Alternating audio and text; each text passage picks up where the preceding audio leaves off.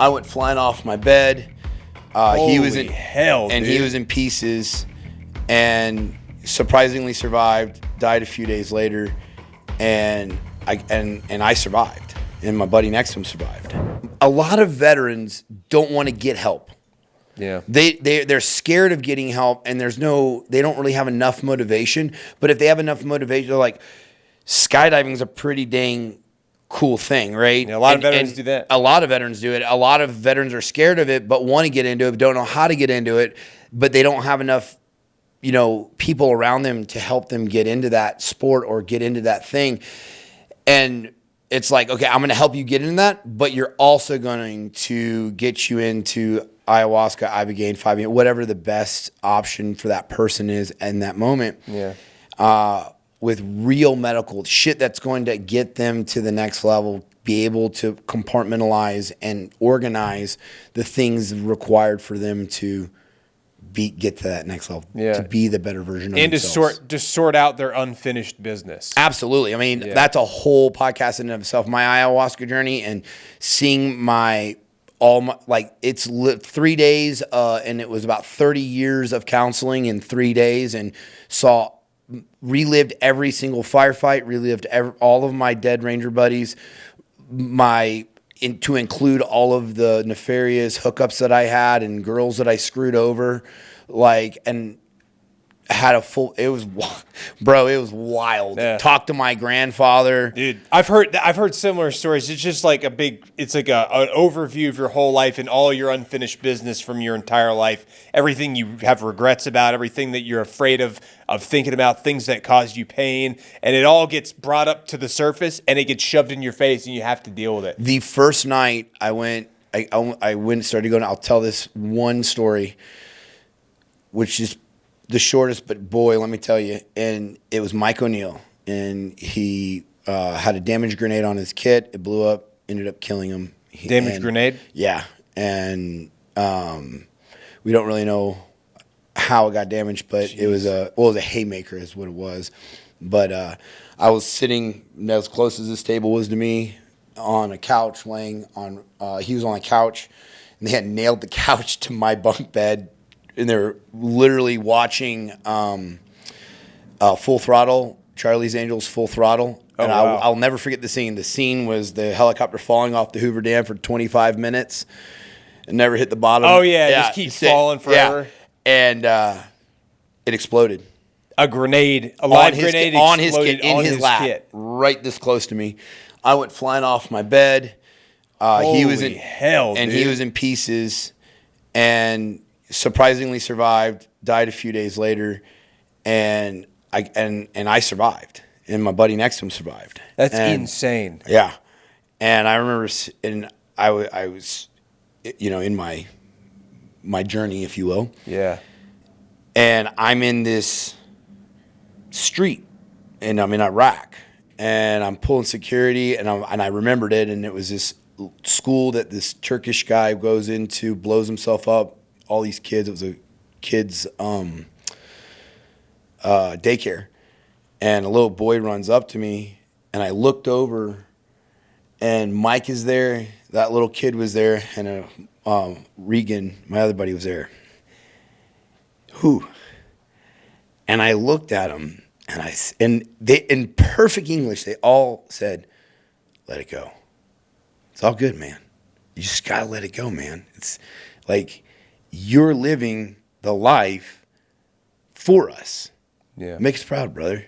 Like, stop. And I was just like, oh! I was like losing my shit. Oh, yeah. And I was like, and it was this like, and then I got sucked out, and I was looking over. I'm like floating in space, looking back at Earth, and Mike's there. And I'm like, what the f is going on right now? It's so real. It's the realest thing. I cannot explain it. It's the wildest shit. And he's like, look at this. And I'm like looking at Earth. He's like, you're nothing. Go, like, you're worried about something so minuscule. Like you relive these things, and you have go out and make that better. Yeah. Don't dwell on these things, and you're allowing your past to hold you back. Hold you hostage. Yeah. And then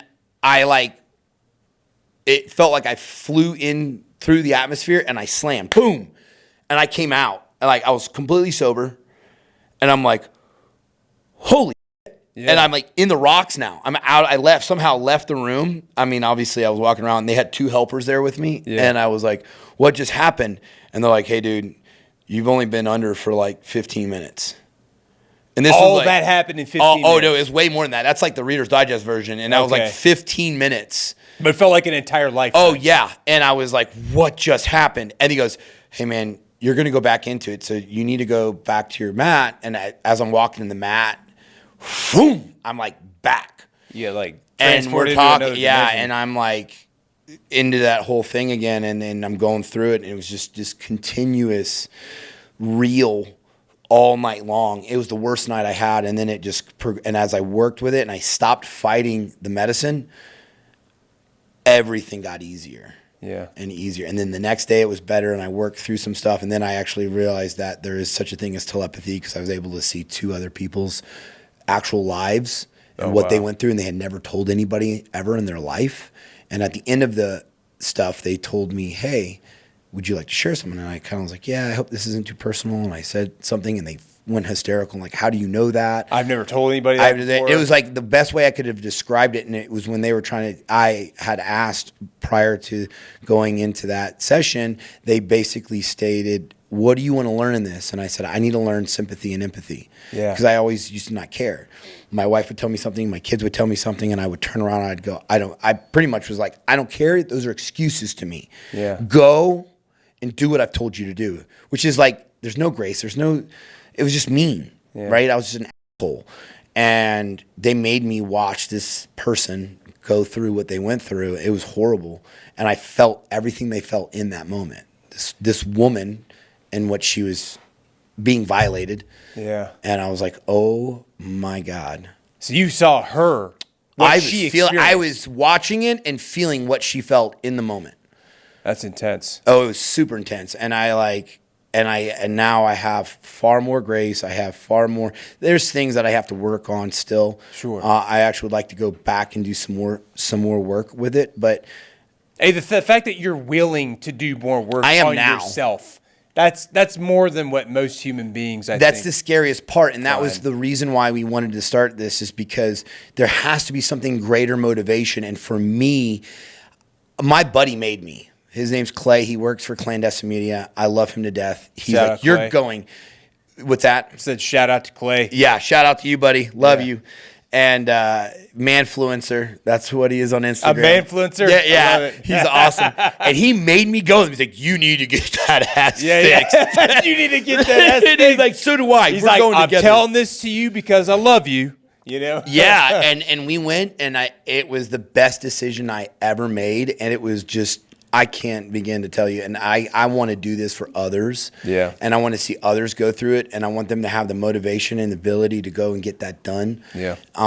Whether it's through skydiving or even maybe getting your private pilot's license. Maybe, you need these adrenaline fueled things to help work through that. Maybe you don't have the confidence. Maybe you went through a bunch of divorces, got jacked up in, financial disarray, or maybe you're a woman that's, got men f***ed you up and ruined you, and you have no confidence in yourself anymore. These types of things will give you that confidence, give you that ability to know you can do it. You are worth it. You are worthy of success and all of those things, and feeling again, feeling happiness and feeling pleasure and feeling all of the things in your life. You're worthy of that. You're allowed to have that. You're not a piece of shit. And that's the problem, is that we go through and that was mine. The things that I did, the things that I saw, the things that I've been a part of, the things that I did to other people, not just in combat, change yourself, change your trajectory. You are worth it. Yeah. You had to work through a lot of that stuff. And so does everybody. Your ego. But a lot of people got to work through these things, and doing taking it's like an inventory of yourself. Like, you go into this deep dark closet, and you've got all these experiences in that closet, and you have to take inventory of it, and you don't want to look at some of it because some of it's not pretty. And that's why people get scared and they don't want to go do it, because they don't want to go relive it. Yeah. But the problem is that you have to acknowledge it. you're never going to get rid of it. It's always a part of you. It's always a part of you. Like they talk about it like it's always going to be part of you, and all you have to do is allow those things and use them for greater good. Because here's the thing: is like, I haven't been raped. Yeah. So I wouldn't be the best person to go and help a rape victim. Yeah. But I've been to combat. I've seen terrible things. Surprisingly, I have been sexually assaulted, unwillingly, believe it or not. Yeah. You know, it's there are things. There's so many jokes there that I'm trying not to say right now. It's okay. I get there's a lot of dark humor there. There's a dark humor there, but the thing is like but the world, God, universe, whoever you want to believe in, for me it's God, allows you to go through those things because, one, we are in a fallen world. Yeah. Number one. Number two, for you to have the ability to help others in the same experience, you can both sympathize and empathize and talk from your personal experiences, from alcoholism, overcoming, and then die of your ego. Die of your ego. Like, take total responsibility. I'm a cheater on my significant other. I've been a liar. I have been a piece of shit. Yeah. I have been all these terrible things, but you can change yourself. Yeah. And you can be a better human. And you don't have to allow the world to dictate who you are. You also don't have to let your past experiences dictate who your future or what your future experiences are. Exactly. Absolutely. Amen. You know, you can change what type of person you Absolutely. are. And that's super important because a lot of people, they're very hard on themselves. Like, I'll never be able to be a better person because I did A, B, and C, and I'm always going to be that guy. No, you can still have a positive impact on people and influence other people to live their lives in a better way, or have some sort of a positive impact on people. I think there's definitely ways to do it. Absolutely. But you have to work through your unfinished business. Like Absolutely. It's my marriage isn't great because I said that backwards. My marriage isn't a great marriage because I had to accept total responsibility. My first marriage failed because of my infidelity. Yeah. You know, and my second marriage failed because I didn't work on myself. Didn't fail because of infidelity. I just didn't do the work that I needed to do to become a better man. And then I made a choice to work on myself, work through things, and I still didn't become the best version of myself until I met someone who was willing to support me through my ups and my downs, specifically my downs. Yeah, that's how you know you got a real ride or die. If they stick with you when you're on those lows, that's when you know. Oh, she's my ride or die. Yeah, it's funny. I actually a guy put his hands on a woman over New Year's in front of me. Really? And my uncle and I got involved. And of course, I pushed him back. He's in his 60s. He's a pilot for Southwest. Okay. And I got kind of spicy with the dude. I bet. Yeah. And my son was there, and he tells his mom. She goes, "You should have just let it be." And I said, "What did Elena do?" It's like, she was laughing. They were all laughing. Yeah. And I was like, nothing ended up happening. He digressed, and I just kept being loud. Yeah. Which is what I do. Yeah. But I was hoping he wanted to do something because I wanted him to meet consequences. Really bad. I was like, I want to be 41. I haven't been in a fight in a long, long time. Yeah. And I want to be that guy that's like, I'm 41. I got in a fight because he put his hands on a woman. You know? A righteous. It was really terrible. I wouldn't say it was one of my greatest moments at 41, but you know, I felt like it could have been. Yeah. I get what you mean. Like, people, like, you want to feel like you have a right, like some sort of a righteous reason to be upset with somebody sometimes, like, right. Or like you want somebody that's like doing some genuinely like evil stuff to feel some sort of, deliverance.